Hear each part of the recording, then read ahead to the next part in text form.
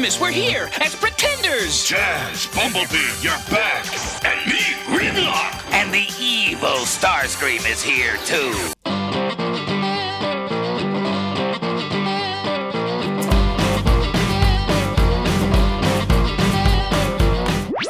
Greetings, Transformers fans! It's time for another trip to the archive room on Cybertron. At least in North America. We're in the waning days of Generation 1, but there's still a few all-time legends to be released, despite the original line's time and the light being short. Japan is another story, both figuratively as well as literally. Last time out, I combined the US and Japanese releases into one video. Never again! It still feels like I'm working on it. At this point, it's basically two different timelines running simultaneously. So since I'm in North America, and I was in North America in 1989, and the vast majority of my audience is in North America, I'll start with the North American releases. And the follow-up video will cover what happened over in the land of the rising sun that year. So sit down, put your feet up, and grab that mug of hot cocoa. It's time for the Shellrific and Microtastic History of The Transformers! 1989 edition. Didn't get enough Pretenders the previous year? Hasbro had you covered in '89 with 21 new Pretenders. Vector, Sigma, who kept pushing these things at the company? At least this time out, they added a gimmick on the gimmick of an outer shell housing a transforming robot within. And the kings of that were the pair of Ultra Pretenders. Beyond anything you've ever seen before. Transformer Ultra Pretenders! In addition to the shell holding a robot, the shell itself could transform into a vehicle. The inner robot was protected by the Pretender shell, but what protected the Pretender shell? Another shell! Inside each Ultra Pretender vehicle hides another transformable Pretender. Both of the Ultra Pretenders included a larger vehicle shell that could house the smaller shell. Each faction got an Ultra Pretender in '89. For the Autobots, there was Skyhammer, described as a valiant and vigilant warrior on his tech specs card. And that's it. The cartoon was done by this point, and he had no Marvel comic appearances, so if you had him, you were going to have to fill in his personality by yourself. The small robot transforms into a Cybertronian car, the middle shell transforms into a hoverjet or land speeder, and the big shell is a Cybertronian jet. One of the most fragile original Transformers, he's riddled with gold plastic syndrome breakage. The small robot can either sit inside the middle shell when it's in vehicle mode, or stand on top of the big shell manning a weapon. His counterpart on the Decepticon side was Roadblock. Did you hear that? Another instance of reusing a G.I. Joe trademark. Call me Roadblock, okay? Described as a malevolent master of mayhem. And that's it. Once again, no cartoon appearances, no Marvel comic appearance, no character to speak of. The small inner robot transforms into a half-track, the middle shell transforms into a land speeder-looking vehicle, and the big shell is a non-transforming armored vehicle with a battering ram. Like Skyhammer, Roadblock has gold plastic syndrome. Such a shame that the biggest releases for '89 were so fragile. And also like Skyhammer, the small robot could either ride inside the middle shell when it was in vehicle mode, or stand on top of the big shell and man a cannon. The transforming shell gimmick continued with a trio of Mega Pretenders. 2 Autobots and 1 Decepticon. But that 1 Decepticon was worth 1,000 Autobots. I am Thunderwing! Although the tech specs simply describe him as a two-faced, lying, cheating, backstabbing scoundrel, in the hands of Simon Furman, he was one of the most memorable Decepticons of all. In the Marvel G1 comic, he's one of the final leaders of the Decepticons in G1 and finds the lost creation matrix, corrupting it with his own evilness. I exist only to destroy the Matrix! He also has the robo-cojones to stand up to Unicron one-on-one during the epic Transformers issue number 75. Although he doesn't last long, since Unicron quickly remembers in the realm of evil, he has no equal. I feel cold. Introduced and killed off in the same year, but that didn't discourage Transformers fans from wanting to own the toy. He's one of the most sought-after and expensive '89 releases to this day. Both the smaller robot and the shell transform into jets, but unlike the Ultra Pretenders, the small robot didn't ride the shell in vehicle mode. Instead, the two could combine when both in jet mode. The Autobots got 2 Mega Pretenders of their own that year. Who's more than they pretend to be? Mega Pretender Transformers, Mega Pretenders! Crossblades is described as hyperactive and talks too much. His smaller robot transforms into a dragster, and his shell transforms into a helicopter. Both could combine in vehicle modes. Crossblades only appeared in one issue of the Marvel comic, number 67, in an alternate timeline where Galvatron had conquered America. He sacrifices himself to destroy a force field generator by crashing into it. Introduced and killed off in the same issue. Simon Furman didn't seem too attached to many of these robots. And Vroom was the Autobot saboteur and drag racing daredevil. No Marvel comic appearances. The smaller robot transforms into a dragster, and the shell transforms into a motorcycle. With a little bit of tweaking, the dragster can become a sidecar for the motorcycle. Inside one, there's the other, then they both transform and combine to form another. And the last batch of Pretenders that had a gimmick on their gimmick were the Pretender Monsters. Now the Decepticons have monster pretenders with rubbery skin. These 6 tiny Decepticons fit inside rubber monster shells, unlike the hard plastic shells of all the other Pretenders. And they could merge to form the final combiner of G1, Monstructor, the smallest combiner giant yet. They also appeared in Transformers issue 67 under Galvatron's command. The sub-team consisted of Icepick, a fanatical follower of planned obsolescence; Bristleback, the foul-mouthed malcontent; Birdbrain, who has a penchant for poultry; Scowl, whose hypersonic bark is as bad as his bite; Wildfly, who likes to wreck stuff; and Slog, the artist. While there's no official leader of the team, he's the highest ranking according to his tech specs. Some of them had gold plastics, so even if you have all 6, good luck combining them. You'll probably end up breaking them if you try. And 9 more standard Pretenders like we had seen the previous year, 4 of which had familiar faces. At least the inside faces.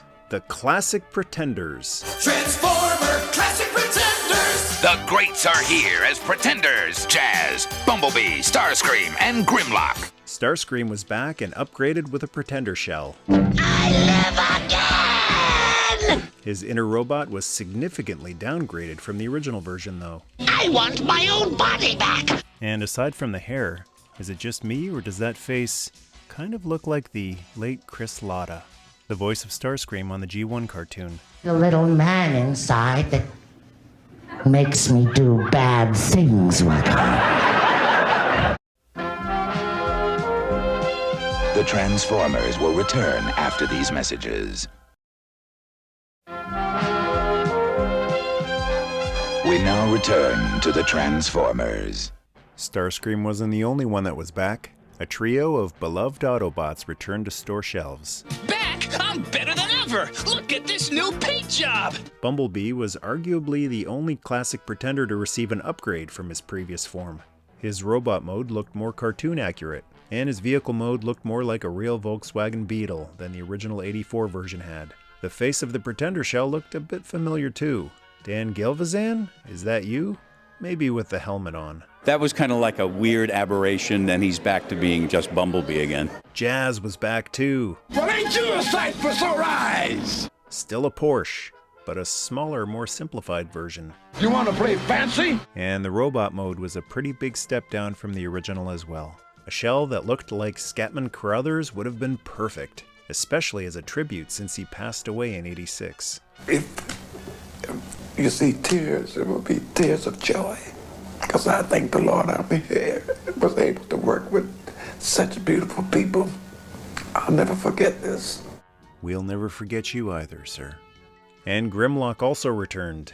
No! In maybe the most underwhelming upgrade of them all. No! Me hate you! He transformed into a tiny T-Rex, almost mini-bot sized. And you ugly too!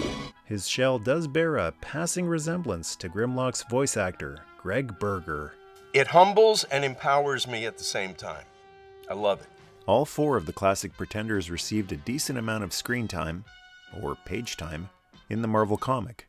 All 4 had been deactivated at the time, and their shells played a vital role in regenerating them and bringing them back online. Welcome back to the land of moving parts! and the final 6 standard pretenders were made up of 3 Autobots and 3 Decepticons. Doubleheader had 2 heads on his shell, and the inner robot transformed into a twin cockpit jet. Longtooth is one of the rare Autobot pretenders that doesn't have a humanoid shell. His is a monstrous-looking walrus. About time we had another aquatic pretender to go with the countless ones from the previous year. The inner robot transforms into an amphibious transport vehicle, and Pincher was the latest Autobot mad scientist. His inner robot transformed into a scorpion. How perfect would it have been if his shell was the Stinger? Ha! It's a double extra large! How's that? Doubleheader, Longtooth, and Pincher all appeared together in a few issues of the US and UK Marvel comic, but didn't have much to do. The final 3 Decepticon pretenders did have quite a bit to do in the Marvel comics though, especially Bludgeon, the final leader of the Decepticons in G1 lore on this side of the pond. Master of the Cybertronian martial art of Metallicato. Bludgeon!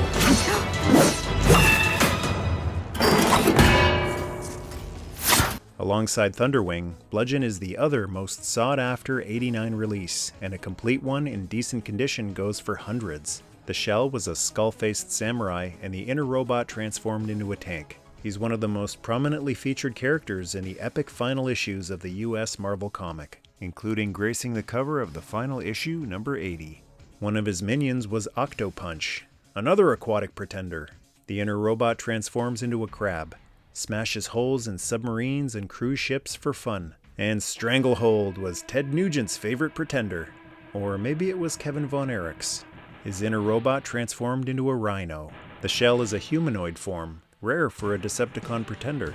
The reigning and defending Intergalactic Cybertronic Wrestling Federation champion, master of the steel-smashing Ultra Suplex and short-circuiting Atomic Piledriver. I am behind the movement that we're trying to get that particular pile driver removed from professional wrestling. The Transformers will return after these messages. We now return to the Transformers. A few Micromaster teams trickled out late in the previous year, and many more were released in '89, including the first Micromaster playsets. In the world of micros, the only micros that transform are the amazing Micromaster Transformers. The Autobot Micromaster Rocket Base was a small consolation for anyone who couldn't get the G.I. Joe Defiant. Micromaster Transformers, the most incredible micros of all. It was a rocket and gantry that transformed into a base, and included Countdown, who transformed into a lunar buggy. Closest we'd get to a Baja buggy in '89. No wonder '89 wasn't as successful as previous years. It's all about the Baja. I'm down in the Baja. There's more regulations. There's less laws. The building codes, you can do whatever you want down there. I can build a home straight up into the sky. I have a great crew out there in the Baja that I got from Rosarito. The large Decepticon Micromaster base was also out of this world. Optimus, we've captured 2 of the Decepticons' vehicles! Look out! They're transforming into bases!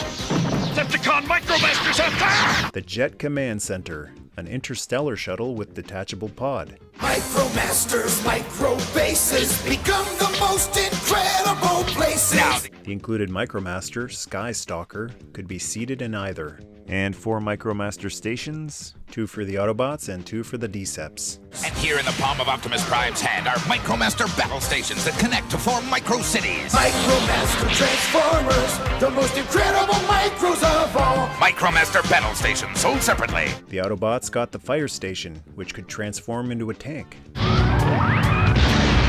It included the Micromaster Hothouse, who transformed into an A-10 Thunderbolt instead of a fire truck for some reason. There was a construction station, which transformed into a radar station. Included was the Autobot Micromaster Ironworks, who transformed into a truck. The Decepticon airport looked like something out of Mask. It converted from airport to defense mode and included Airwave, who transformed into a jet, and another Mask reminiscent set, the gas station, which also had a defense mode to convert to. Included was Grease Pit, who transformed into the world's tiniest monster truck. There were a pair of bases that could transform into vehicles for their Micromaster companions. The Autobots got an ATV that transformed into a base and included Ground Shaker, an attack jet. And the Decepticons got a helicopter that transformed into a Micromaster base, which included Skyhopper, who transformed into a jet. All of the bases could connect to each other to form a giant micro-sized city, and a quartet of Micromaster transports that could combine with their Micromaster. The incredible Micromaster transports! Micromasters, the only micros that transform! Micromaster Transformers, the most incredible micros of all. Overload, the transport truck, had a car carrier trailer that he could haul, and the trailer transformed into a jet he could pilot. And this guy. A very rigid and upright Autobot. A cab with a crane trailer that could transform into a battle station. The Decepticon Micromaster Flat Top got his own aircraft carrier that could transform into a jet. And Rough Stuff was the Decepticon counterpart to Overload. A cab with an armored trailer that could transform into a jet he could pilot. And 3 more sets of Micromaster patrols. For the Autobots, the Battle Patrol consisted of Big Shot, the self-propelled tank, Flak, the G.I. Joe Wolverine tank, Sidetrack, the anti-aircraft tank, and Sunrunner, the attack jet. The Autobots also got the Rescue Patrol. Let's make a difference! Consisting of Fix-It, the ambulance, I'm good at fixing things. Always was. Red Hot, the fire engine, Pork chop sandwiches! Oh, get the out of here! Sea-Watch, the hydrofoil, I always find the fish. Always. And I will this time. So don't f with me. and Stakeout, the black Ford Taurus police car, RoboCop's police cruiser. Dead or alive, you are coming with me. And 4 speedsters for the Decepticons with the Sports Car Patrol, Blackjack, the 88 Ford Probe GT Turbo, Detour, the Corvette Indy, Hyperdrive, the Mitsubishi X2S concept car, and Roadhugger, the Ferrari 408 Integrale concept car. And closing out the US retail releases were the 4 classic Pretenders minus their shells on vintage style cards as Kmart exclusives. The cartoon was done by this point, but the Marvel comic was cooking and smoking with issues 52 to 63 and issues 199 to 250 in Marvel UK, along with the Transformers Annual 1990. There was a new animated series in Japan, Victory, which I'll go in depth on in the Japanese edition of '89, along with all the Japanese exclusives for '89, including the Brainmasters, reminiscent of the Headmasters, and one of the most iconic Transformers heroes ever, despite no appearances in the Sunbow cartoon or Marvel comic, Star Saber. Thanks for watching the History of Transformers 1989 edition, US releases. Appreciation to the Patreon tribe for your support. Thank you very much. And thank you to the channel members for your support as well. If you'd like to join the most powerful Patreon in the universe and gain access to over 200 exclusive videos, advanced screenings, sneak peek pics of upcoming videos, and take part in Patreon exclusive hangouts, visit patreon.com/michaelmercy. Or hit the join button to become a channel member to gain access to custom YouTube emojis like Optimus and the Decepticon symbol, plus rank badges next to your name in the comments, and advanced screenings of the 360 shorts.